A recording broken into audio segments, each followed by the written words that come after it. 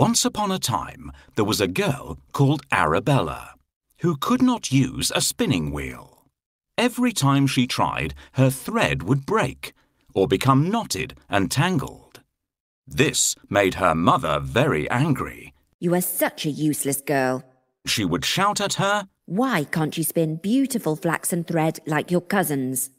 You see, her mother was ashamed of her, because in those days, all girls knew how to spin.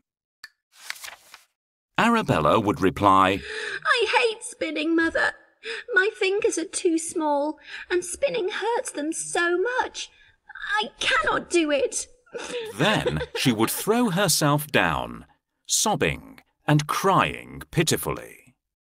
One day, the Queen was passing by in her carriage, and she heard Arabella crying. She was so alarmed by the sobbing that she stopped the carriage, came into the house, and asked the mother why her daughter was in such distress. Too ashamed to say that her daughter was unable to spin, she answered, "Oh, Your Majesty, my daughter loves to spin. She is only happy when she is spinning. But sadly, there is no more flax to spin, and I cannot afford to buy any." "There is nothing I like better than to hear the humming of a spinning wheel. Let me take your daughter with me to the palace.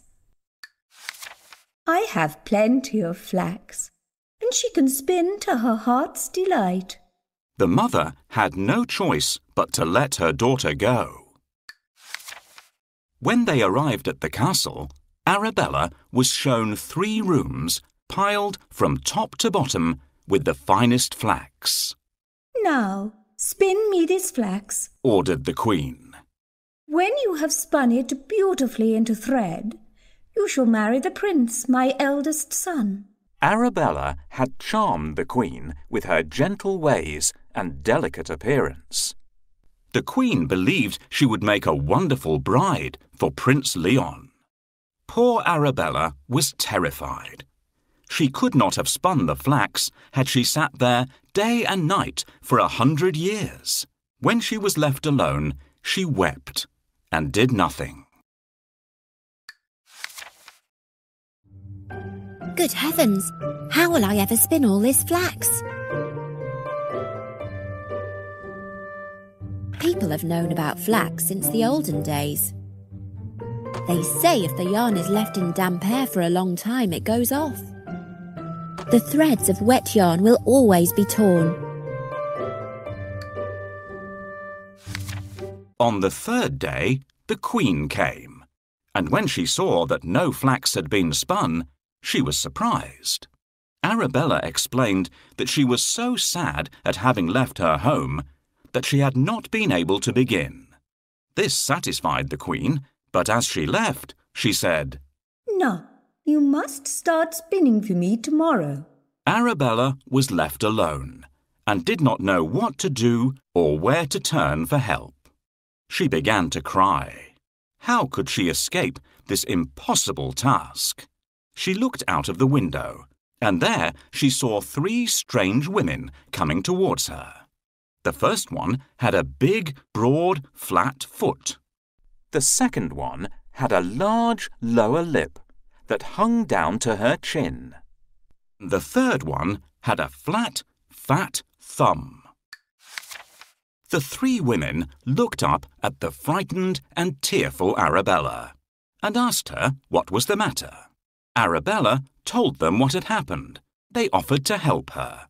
"If you will call us your cousins," they said, "we will spin all the flax for you." "But you must promise to call us your cousins, not be ashamed of us, and invite us to sit at your wedding table." "With all my heart," she answered. "Please come in and start right away." Arabella led them to the first room filled with flax. The 3 women sat down at the spinning wheel and set about their spinning. Arabella was amazed at how fast they worked. The first one pulled the thread and pedalled the wheel with her big, broad, flat foot. The second one licked the thread with her large lower lip, and the third twisted and pressed it with her flat, fat thumb. Soon they had spun all the flax into beautiful, fine flaxen thread. Then they began work on the second room, which was very soon empty. And finally, so was the third. When the job was done, the three strange women said goodbye. Now, Arabella, They said, remember what you have promised us, and it will bring you good luck. Arabella thanked them from the bottom of her heart and said that she would never forget their kindness. I use the treadle night and day to spin the flax. It's the only way. My lip is thick. That's very true. It's because I spin. It's what I do. I twist the thread around my thumb. To spin all day is such great fun. Please, ladies, keep working. There's not much time. Don't worry, my beauty. We'll get the job done in time. Don't worry, young lady. Spinning is no trouble at all for us. I hope you won't forget to invite us to your wedding, my dear. When the Queen arrived, Arabella showed her the beautifully spun flaxen thread. The Queen was overjoyed and praised her for her fine work. Arabella was then introduced to Prince Leon, and they immediately fell in love. So, the royal wedding was announced. Did Arabella forget her promise? No, she did not. She asked if her three dear cousins could be invited to the wedding. Certainly. Replied the Queen. Why ever would I say no? Arabella thanked her and sent out the invitations. On the day of the royal wedding, there was great excitement. The feast at the palace began, and when the three strange women entered, Arabella greeted them, saying, Welcome, dearest cousins. Please come and sit beside us at our table.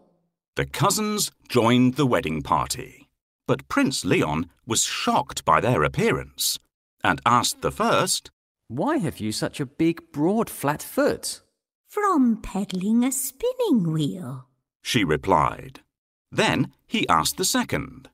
Why have you such a large lower lip?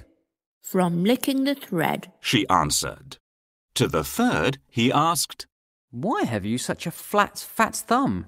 The third put her thumb in the air and exclaimed, From twisting and pressing the thread. Good heavens! Thought the prince.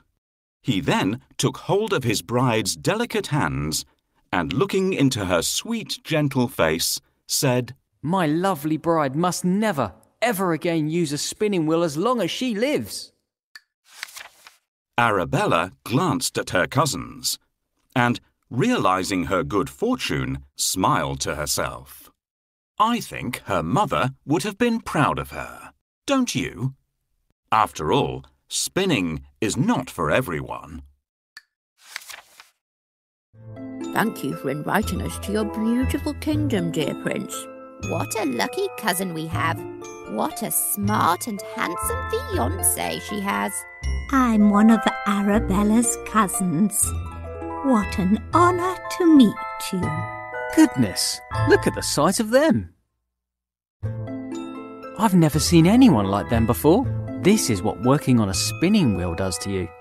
I'm going to ban my bride from even sitting at the spinning wheel. Otherwise, she might end up like them. I've never seen anyone like them before. This is what working on a